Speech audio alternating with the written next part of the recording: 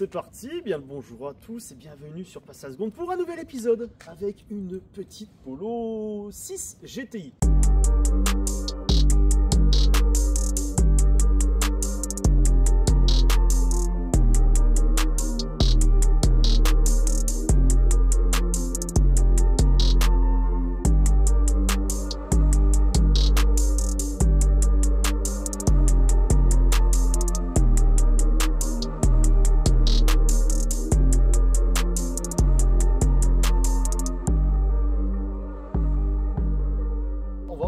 La voiture directement, mais déjà avant de commencer, la Polo, voilà, c'est la voiture phare de Volkswagen.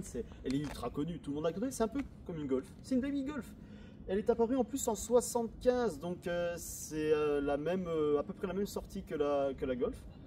La Golf est un an plus vieille, mais là on s'arrête à la 6e génération. La Golf a 2 générations en plus, alors pourquoi, je ne sais pas, tu peux me dire? Non. Ah si, je sais. La Golf 6, elle a une courte carrière, 4 ans seulement. Alors expliquez-moi déjà en commentaire pourquoi elle a une si courte vie, la 6e génération de Golf. Ça a beaucoup changé par rapport aux précédentes parce que la Polo, par exemple la Polo d'il y a 20 ans, très rondouillard. Voilà, ça fait un peu jouer. Là on est vraiment sur un design beaucoup plus sérieux avec voilà, des arêtes très saillantes, des lignes vraiment tracées à la règle. On va détailler déjà avant. Alors on est sur une finition, enfin pas une finition, on est sur une GTI, une pure GTI. Donc qu'est-ce qu'on a? Bon là, bon, n'insultez pas trop en commentaire, c'est pas rouge. Cassandra, je sais pas si c'est toi qui as fait ça, mais merde, c'est une GTI. Bon, on a quand même l'intérieur des feux, bon c'est très teinté donc je ne sais pas si vous verrez beaucoup, mais on a quand même cette rallonge de la bande rouge qui se poursuit dans le bloc optique, donc ça c'est très sympa, puis en plus avec un design un peu géométrique. Après voilà, comme on a l'habitude chez Volkswagen, enfin le design global de ce constructeur, c'est vraiment la petite calandre qui relie les deux feux, donc voilà, c'est fine. Alors moi je ne suis pas ultra fan de cette baguette couleur carrosserie qui permet de plonger un peu plus le nez vers le sol. C'est vrai que c'est un coup visuel à prendre. Après, tu vois, ça laisse un joint qui n'est pas très joli visuellement. Bon, après, ça, c'est les goûts et couleurs, mais bon, ils ont quand même pris le soin de prolonger cette arête ici sur la baguette pour vraiment finir le design jusqu'au bout. Comme je vous l'ai dit, version GTI, on a quand même un bouclier un peu plus énervé. Tout comme la voiture qui va apparaître dans 3 secondes. Et ben voilà. Une M3. Il a même pas les plaques à l'arrière. Ah, écoutez, c'est formidable. Ah, t'as le TGV qui vient d'arriver en gare là, tu vois. Si vous faites bien attention, en fait le pare-choc il change pas par rapport à une Polo type classique, parce que tout simplement en fait c'est un trompe-l'œil. Parce que si on enlève la partie laquée ici, noire, et ben en fait on a, et aussi les grilles façon nid d'abeille, et ben on a tout simplement un pare-choc, comme vous allez voir sur la photo, un pare-choc de Polo classique, finition lounge, tu vois. Ça, juste la baguette noire, ça rajoute vraiment du dynamisme avec ces alvéoles. Quand on prend un peu de recul, bon, sans parler des feux teintés noirs, et ben elle a quand même une petite bouille assez énervée. Aussi par rapport à la précédente Polo, on a les blocs optiques qui sont beaucoup plus écrasés, tu vois. On n'a pas ce dessin qui remonte légèrement sur l'aile. Ouais, ça remonte légèrement, mais ça reste assez horizontal comme design. Enfin, les nouveaux designs des Volkswagen, c'est souvent comme ça. Hein. Prenez la Golf 8, c'est très linéaire, c'est très plat, très posé au sol. J'aime bien le capot. Parce que là, il est très nervuré. On a cette nervure qui est assez pincée, qui donne vraiment ce côté... ombrage et éclairage suivant l'angle où vous êtes. La deuxième ligne ici pour donner plus de dynamisme, et je pense qu'il n'en faut pas plus. Et en plus le capot il est relativement assez plat, assez grand pour une petite citadine qui fait 4 mètres de long, n'empêche. Non, franchement c'est un avant qui en impose un peu quand même. On va passer au côté, parce que le côté aussi il y a des choses très intéressantes. Ce qui parcourt sur l'aile, on a cette arête voilà, qui est pliée en deux, une pliure ici et la deuxième est ici, qui donne vraiment de l'ombrage et qui se poursuit voilà, jusqu'au contour de vide comme ça. Ça rajoute vraiment quelque chose d'assez statutaire. Et puis Regardez, moi aussi, enfin, on s'ennuie pas sur le côté. La portière est vraiment très travaillée en termes de pliure de carrosserie. Là, nous avons le blason qui est très joli, franchement en relief avec le petit côté chromage pour les lettres. Et voilà, ça, c'est implanté dans une pliure de carrosserie. Oh, regarde, on peut voir que ça s'enfonce ici. On donne un peu de volume, un peu d'épaulement sur ce côté-là. Et on refait une pliure en recreusant la carrosserie pour laisser un peu un léger bombage avant de replier le bas de caisse. Donc en fait, ça lui donne, n'empêche, pour une petite voiture, assez d'épaulement. On peut voir qu'on a, allez, un bon 10 cm entre le bout de la portière et la vitre. On a une ici qui délimite un peu le côté profil de l'arrière. De l'arrière, en fait, on voit beaucoup voilà, ce petit côté épaulement. Ça l'assoit la voiture. Quand tu vois par exemple allez, une Clio, c'est encore plus impressionnant à l'arrière. Les hanches sont vraiment beaucoup plus marquées. Après on est chez Volkswagen, ça fait type utilitaire on va dire, c'est très carré. Hein. Tout comme l'arrière, les fameux blocs optiques des polos, carrés, voilà, qui deviendront à double partie sur la phase 2, qui s'avance un peu plus vers le haillon. Donc qui assoit visuellement la voiture, mais c'est vrai que là, bah, on les reconnaît très bien. Hein. Bon, par rapport à l'ancienne génération, la seule différence, tout a changé, mais la seule grosse différence, c'est que là, on a un angle en dévers comme ça, alors que sur l'ancienne génération, le dévers était plutôt de l'autre sens, comme ça. Voilà, c'est juste ça, c'est très subtil, hein. Mais on est chez Volkswagen, la subtilité, ça se connaît. Le spoiler, là, plutôt assez bien travaillé, on a une casquette qui se prolonge, allez, sur 5 cm, pour donner de l'ombrage à la custode arrière avec ce petit décroché en termes de design, vraiment pas mal. Ça remonte un peu comme un petit bec de canard. Celle-là, je l'ai oublié. Celle-là, tu vois, ça accentue, on va dire, la silhouette de la voiture, du toit. Tu vois, ça commence ici, ça commence du montant A, finement dessiné. Et hop, ça poursuit le contour supérieur du contour de vitre. Et hop, on descend gentiment sur le montant C, donc un montant qui est plutôt assez gros malgré qu'on a une troisième vitre. Alors par rapport à la Golf, c'est vrai que la troisième vitre ça fait plus grand visuellement à la voiture, donc du coup on a quand même un montant C assez imposant. Et puis les jantes aussi, le design Volkswagen est là, on est sur du 17 pouces, ça paraît simple, hein, on est vraiment sur du 5 branches, mais plutôt assez bien travaillé. On a du profil, on a du creusement, on a des zones d'ombrage. Pour dire qu'elle a 2017, elle commence à avoir de l'âge, hein. 7 ans. Et ben finalement, alors on dit souvent que les voitures avec des lignes vraiment très saillantes, très tracées à règle, ça vieillit pas trop bien au fur et à mesure du temps. Mais là, ça va. Donc voilà, dites-moi ce que vous en pensez de la Polo. Bon, on va en profiter pour filmer l'intérieur. C'est parti, let's go!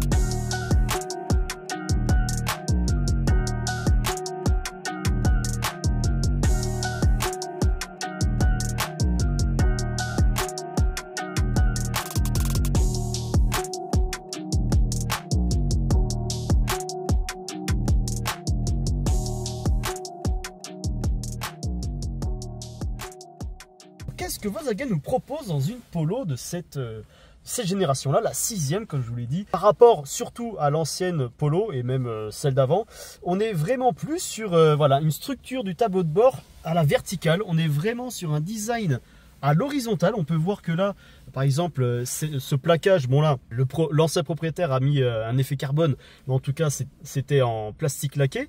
Mais on peut voir que ça poursuit toute la largeur de la planche de bord, assez fine, qui intègre voilà, le compteur digital et l'écran tactile.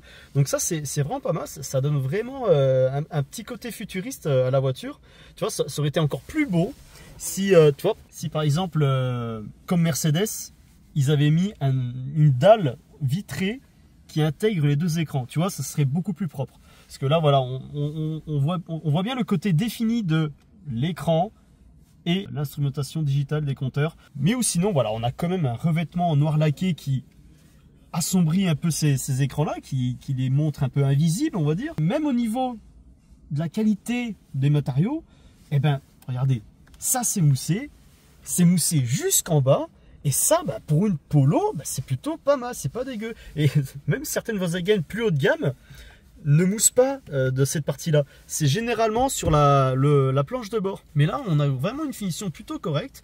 Et puis regardez-moi, moi j'adore le petit côté subtil de la finition Volkswagen. Par exemple, voilà, avec ces aérations contours finement chromés. Le côté utile de Volkswagen quand tu montes à l'intérieur, c'est vraiment le côté pratique et tu sais où tu mets tes mains.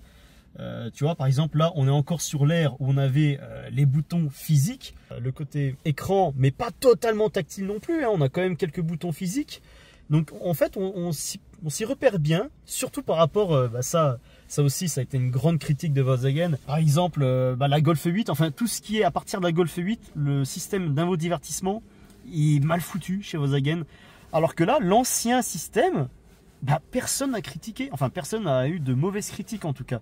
Là encore une fois, voilà, petite finition chromée, c'est subtil, puis en plus le pommeau, malgré qu'il soit vieux, parce que la DG de cette génération là, c'est apparu à partir des Golf 6, donc ça a déjà presque 15 ans d'âge, mais tu vois, voilà, on est sur un design qui a plutôt bien vieilli. Après, si on doit détailler les contreportes, là on est chez Polo. On n'est plus sur la finition assez qualitative du tableau de bord. Là, on est sur du plastique dur de haut en bas, même avec la poignée dure qui cracote sous la main. Mais bon, ça c'est beau. Et là, voilà, on a encore, tu vois, cette continuité de la plaque de plastique, voilà, qui entoure les poignées qui sont très bien profilées. Je trouve qu'ils sont assez jolis, chromés, avec le petit contour qui va avec. Et aussi, alors ça il faut le voir, mais c'est très subtil. On a une petite ligne de LED qui fait toute la largeur de la voiture, de la planche de bord jusqu'aux portières. Et dans la nuit, ça doit pas être dégueu. Pour une voiture de 2017, qui a apparu en 2017, la 6e génération, c'est vraiment bien. On se sent vraiment à l'aise à l'intérieur. Donc on est sur des sièges de GTI. Et c'est les sièges que j'aime bien avec les matières que j'aime bien. Parce que, salut, c'est Francis. Ah, il est con le Francis. Alcantara. Alcantara, c'est la meilleure matière au monde. Alors certes, c'est fragile, mais voilà, le toucher assez moussé, c'est vraiment pas mal. Et puis on a des côtés latéraux qui sont assez bien renforcés. Franchement, on doit être assez calé. Et puis voilà, des petites surpiqûres, voilà, des matières différentes, un peu du faux cuir par-ci par-là. Non, franchement, les sièges sont bien. Alors pour faire court, j'aime bien la banquette. Pourquoi j'aime bien la banquette? Parce que déjà, on a toutes les matières différentes qu'on a sur les sièges avant. On reste encore sur l'Alcantara, du faux cuir d'une autre couleur et voilà un petit revêtement en tissu aéré pour le côté confort. Mais aussi, on n'est pas sur une banquette totalement plate. On a un petit côté renforcé sur les côtés pour maintenir le popotin des passagers qu'on prend un virage à 180. Ne le faites pas, c'est juste un exemple. Alors je suis à 1m65, ce siège-là est reculé à fond et j'ai encore de la place. Certes 2 cm, mais j'ai encore de la place. Bon, là on n'a rien hein, pour les passages arrière, on n'a pas d'aération, on n'a pas de... Ça c'est dommage, on n'a pas de prise USB ou alors de 12 volts, certes. Voilà, là encore une fois, bon, on est à l'arrière, économie de coût forcément, mais tu vois, même aussi la coudoir est dure, dommage. En fait, le seul côté brillant, c'est juste la poignée. C'est un peu triste. J'ai oublié de préciser le volant. Franchement, les volants Volkswagen, j'aime bien. Mais alors celui-là, donc sur toutes les finitions, soit Airline ou alors GTI comme celui-ci, il est magnifique.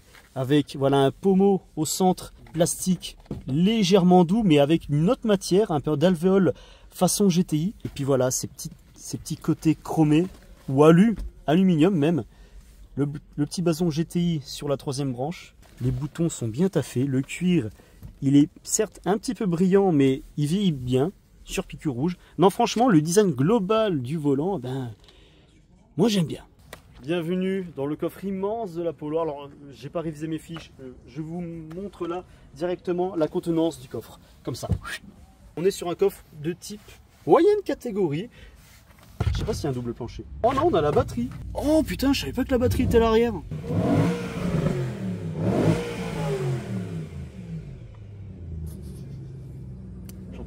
Non, il est bien agencé. Il est bien agencé. Faites attention, parce que là, on est sur un pare-choc où il recule vachement vers l'extérieur. Donc, on a quand même pas mal de largeur. Donc, si vous voulez transporter des bagages lourds, évitez de rayer ça. Voilà, c'est con.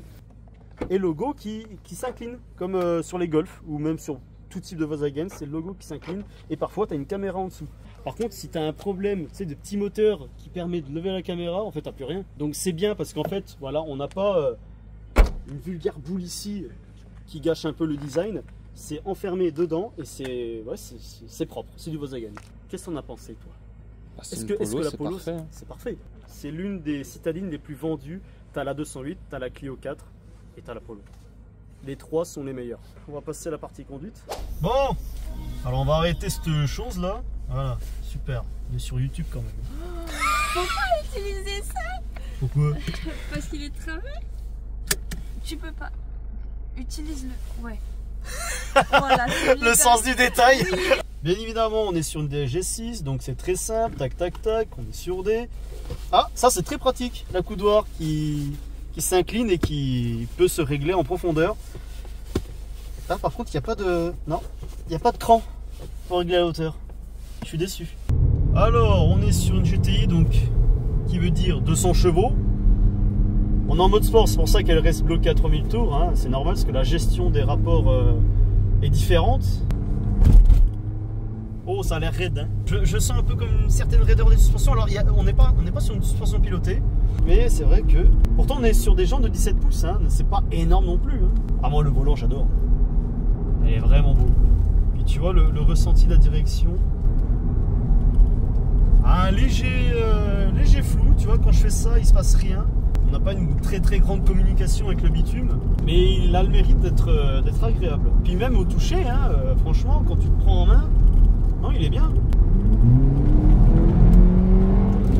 Ouais, ça pousse. Non, les 200 chevaux, on les a très très bien.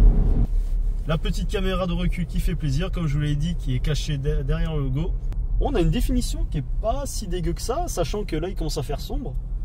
On va se mettre en mode normal pour voir ce que ça change. Voilà, oh là, on voit tout de suite la différence. Le rapport est tombé au troisième à moins de 2000 tours. Donc, un petit peu plus confortable. Tu vois, même quand j'accélère, elle ne veut pas rétrograder. Tout est fait pour une économie d'essence et puis un surplus de confort. Ça se dandine un peu. Ouais. Non, en fait, elle est plutôt typée confort. Hein. C'est une voiture... on n'est pas sur une 201 GTI où la 201 GTI est plus vraiment typée passion conduite sportive. Là, en fait, la Polo est bonne à tout faire. Même en GTI, elle est bonne à tout faire. C'est une voiture qui reste globalement très très agréable. Je vais me remettre en sport parce que c'est rigolo. Puis les freins... Non, les freins ont un toucher agréable. Putain, ouais. L'accélérateur aussi est beaucoup plus sensible. Genre, ça veut partir direct. Tu sens. Et puis la boîte automatique, voilà, justement, on est sur une DSG à 6 rapports. Elle est ultra rapide. Donc là, voilà, je suis en 2, 3, 2, 1. Ah, il est pas star, hein, les rapports. À 6000 tours. Voilà, comme je vous l'ai dit, la rapidité d'exécution pour passer le rapport, elle est assez folle. Je vais faire une petite reprise. Là, on est tranquille, on a 2000 tours, on est au 4e rapport. Je décide soudainement d'appuyer. Alors, du temps qu'elle rétrograde, qu'elle monte en régime, en fait, t'as au moins 2 bonnes secondes avant d'avoir la poussée.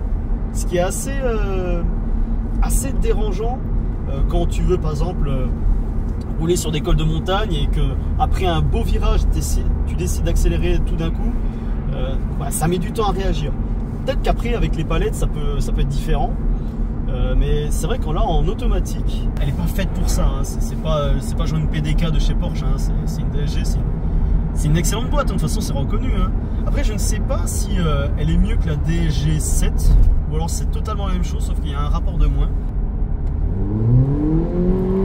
Voilà, 2 secondes. Mais en fait, elle rétrograde très très vite. Je mets le pied, paf, ça rétrograde de 1 ou 2 rapports. Et après, il faut avoir le temps que le moteur fasse fonctionner son turbo. Puis en plus, la voiture est plutôt bien insonorisée pour une petite citadine. C'est pas déconnant. On a une bonne isolation des portières. Après voilà, en mode normal, c'est comme toutes les DSG, elles ont tendance à passer le rapport très très bas. C'est pour vraiment avoir de l'économie. Tiens, on va faire dans l'extrême. Hein. Éco. Oh là là là. Là je suis en 5e rapport à 50 km/h. Je suis à même pas 1500 tours.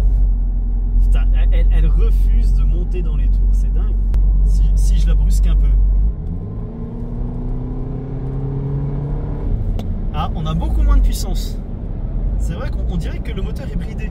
Et puis, ah, tu vois, très intéressant aussi quand je freine, tu vois, elle fait comme si c'était un talon pointe.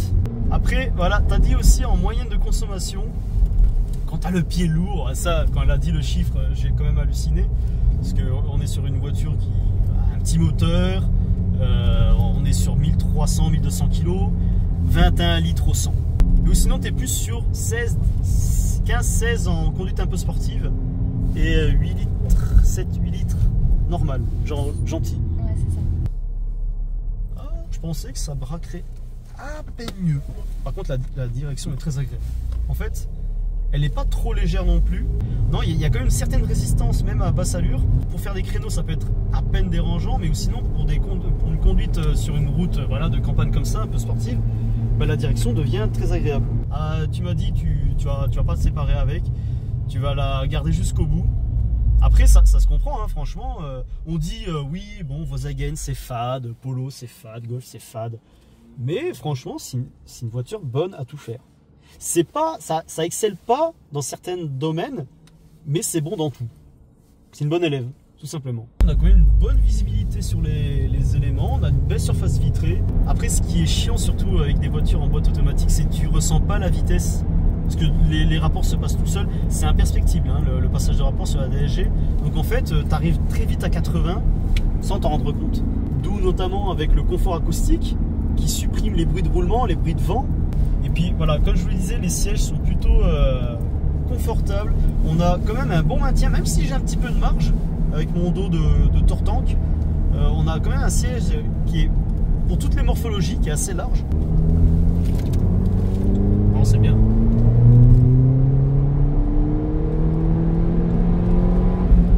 Putain, en plus, il y a de la longe, quoi. Je suis en 3e, le rapport 4 n'a pas eu le temps de se placer avant que je freine. Après, on est sur une 6 rapports, hein, c'est pas comme les autres boîtes automatiques où tu as en général 2 rapports de plus. Et puis, j'aime bien aussi le design de l'écran d'infodivertissement, certes, mais aussi les compteurs digital. Là, si tu peux filmer un petit coup. Voilà, bon, alors c'est toujours à effet rouge, donc les couleurs de GTI. Mais c'est vrai que la définition est belle, on a un beau graphisme. C'est simple, on s'y repère très très vite. Ça reste un design classique, mais efficace. Très lisible aussi.